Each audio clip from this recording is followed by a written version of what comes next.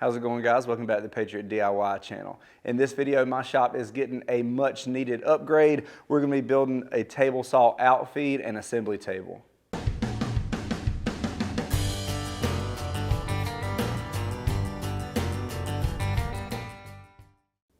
All right, guys, now as you can see here behind me, for a long time now, I have been using just a regular 8-foot fold-out table like you use at parties and stuff like that as my table saw outfeed. I've been using it as my assembly table.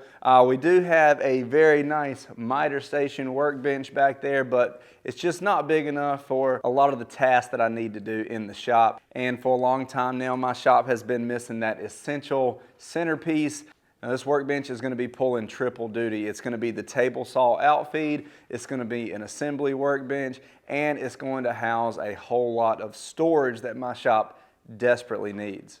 This is going to be a 2-part series. Today we're going to be working on the basic outfeed assembly table, and in part 2 we're going to be outfitting it with a whole lot more functionality. We're going to be putting in some cabinets, some drawers, integrated dust collection, and a whole bunch of other things. And since it's going to serve so many purposes for me, I want it to be a good size. So we're going to be using full 4x8 sheets of plywood for the top of this workbench. That's going to give us a ton of room to work and a whole lot of storage underneath. So if that sounds interesting to you guys, make sure you hit that subscribe button down below, hit that notification bell, and give us a thumbs up. I am going to be providing digital plans for this workbench. So as we're going along in the video, if you want to build this for yourself, you can find those plans in the description along with links to all the tools we'll be using in this video. Now let's get to work.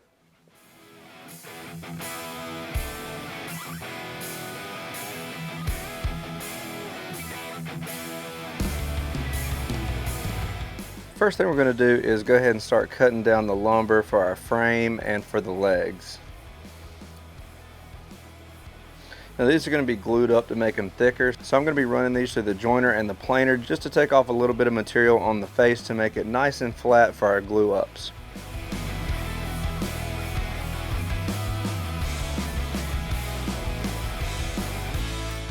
Now we're going to start gluing our components together, and we're going to have a 3-inch offset on the ends to make our joints later.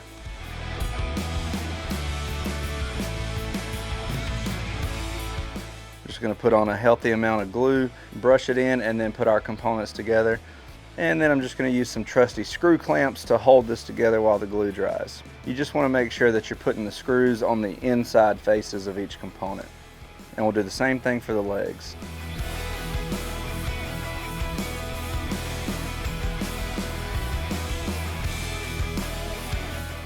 Once that has time to dry, we're just going to scrape off any excess glue and then run each of these over the joiner to get one really nice flat edge.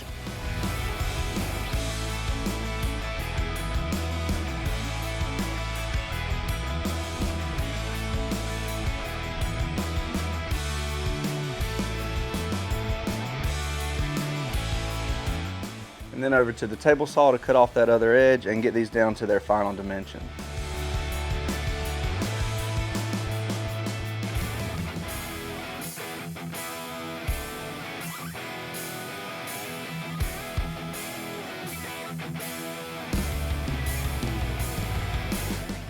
And now we're ready to assemble our frame. So we're just going to take this over to a flat surface and test fit the components.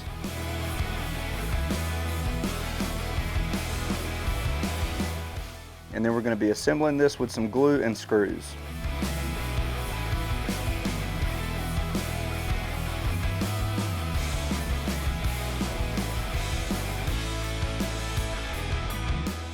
Now some of these screw holes on the ends are going to be visible, so I'm going to go back with some wood filler and just fill those in.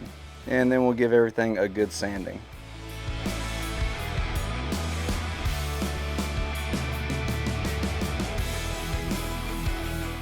Now we're going to take our stretchers over to the workbench and put some pocket holes in each side.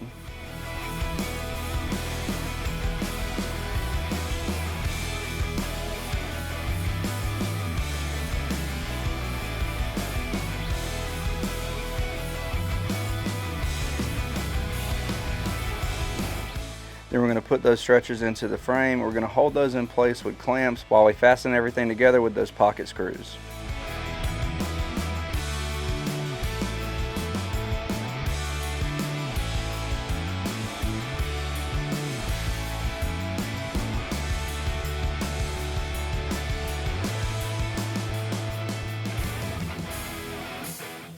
I'm really happy with the way this is looking, and if you take your time to get those measurements right, these joints will look really nice.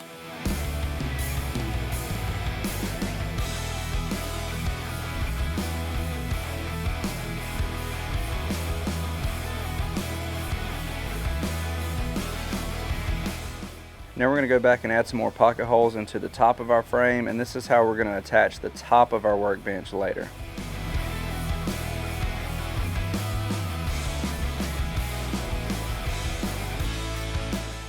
Now our top is going to be made up of 2 sheets of plywood laminated together to make a really strong 1.5 inch thick top. So first I'm going to lay down what's going to be the top of the workbench face down. Then we're going to add a healthy amount of glue. We're going to spread that out really well, and then we'll place our second sheet of plywood on top.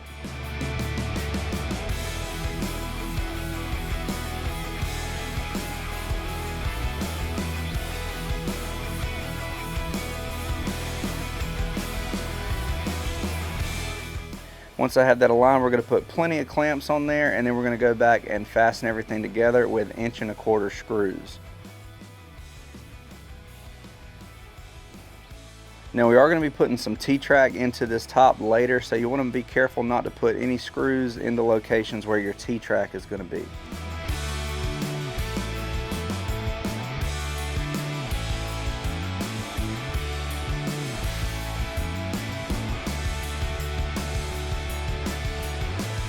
Once that's had time to dry, we're going to flip that top over, position it where we want it, and then we'll attach it to our workbench using those pocket screws from underneath.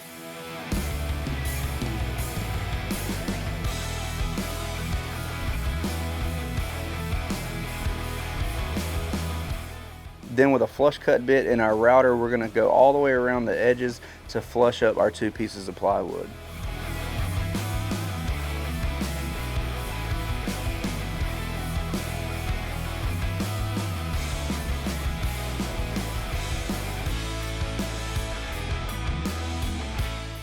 I'm going to be putting some edge banding on this to protect the edges of the workbench and to hide the edges of that plywood. For mine, I'm using some 1x2 poplar boards, and I'm going to be attaching those with some wood glue and brad nails.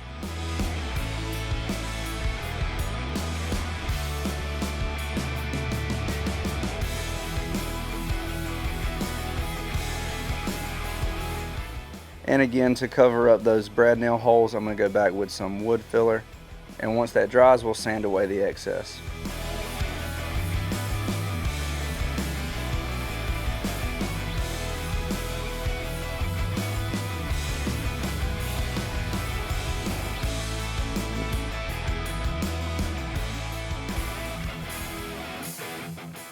Now we're preparing to put in our T-track. So I'm going to measure and mark out the location of the T-track and the location for our straight edge so I can run the router along that and get a perfectly straight line. The track for my wind track saw worked perfect for this. And to make sure I get nice clean lines with no tear out, I'm going to be putting down some painter's tape. I'm also going to be gluing on some sacrificial blocks on the end with some painter's tape and CA glue so I don't get any tear out on that edge banding.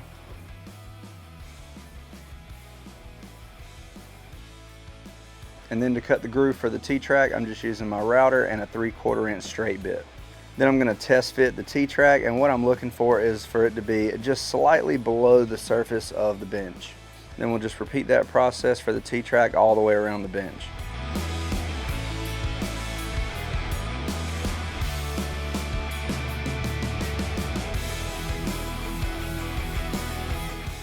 And we're finally ready for some finish, but before we do that, I'm going to go ahead and clean everything off with some mineral spirits to get rid of any fine dust that might be on the top.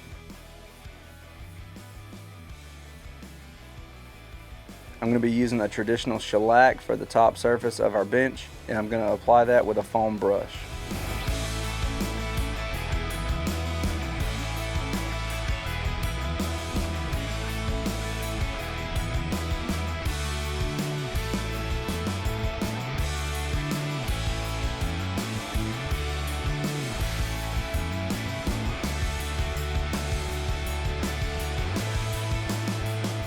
So I made a dumb mistake. I realized about 3/4 of the way through putting the shellac on this tabletop that I had not rounded over the edges yet, and my plan is to do a 1/4 inch round over all the way around. So I'm gonna have to go back and do that now. I don't think it's gonna mess anything up. Hopefully it doesn't. We got a couple more coats of shellac to go anyway, so it should be fine. So let's do that now.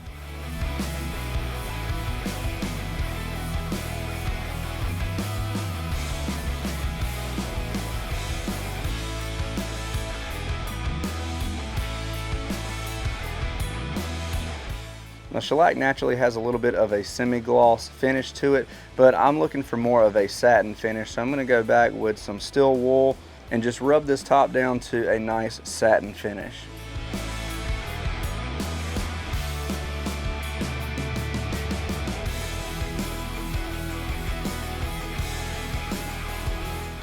Then to seal the frame of our bench, I'm gonna be using this wipe-on poly.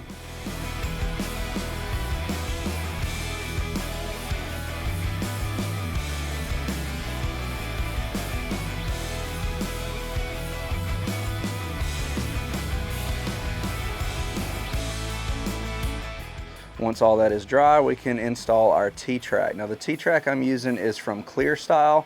It comes in this black color and I really like that. We're gonna be using these intersection kits anywhere that our T-track crosses.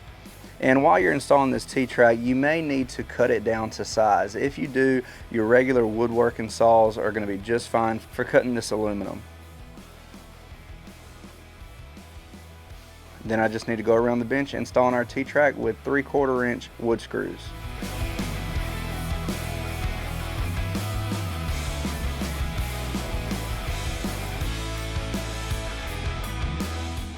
Now this may just be me being a little OCD, but I don't like those cut ends being a different colors. So before I install these, I'm just gonna hit the edges with a Sharpie. And that's it for the top of our bench, guys. I think this looks great. And the only thing left to do now is install our casters and leveling feet. For my casters, I'm gonna be using these removable quick release fold down casters from PowerTech.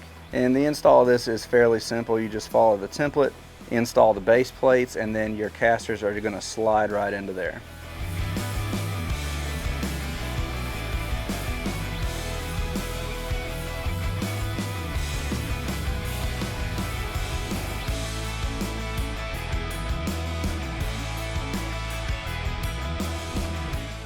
And now we're going to install our leveling feet. I will have links to these leveling feet, the casters, and everything else in the description below.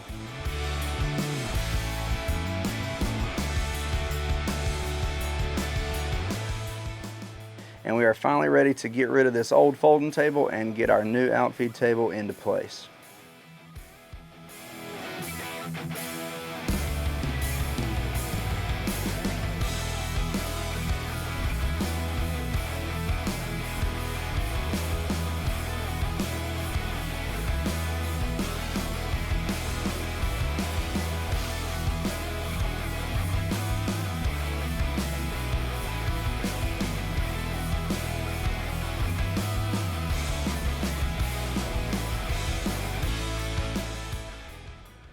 All right, guys, I think that is a good stopping point, and I can't tell you how happy I am with the way this is turning out. I think it looks great. It is massive, and I love that. I got plenty of room to work. Now, this is really just part one of this workbench. I'm gonna call this the basic Outfeed assembly workbench table, but I am not done with it yet. I'm gonna be putting drawers and cabinets and integrated dust collection, power, all of that inside this workbench, so make sure you stay tuned for that. And if you haven't done it yet, make sure you hit that subscribe button so you'll see that. Now, those of you that have followed the channel for a while know that I said the same thing about my miter station back there, and I have not done it yet. But the good news is I am going to be doing part 2 of the miter station and part 2 of the Outfeed table here shortly.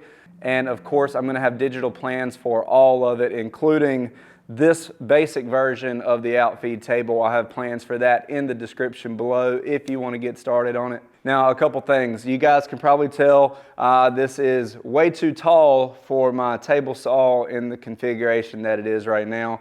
The reason for that is because I plan to upgrade my table saw here soon. I'm looking at the Delta table saw. If any of you guys have any experience with that, please let me know in the comments. I'd love to hear what you think about it before I make that purchase.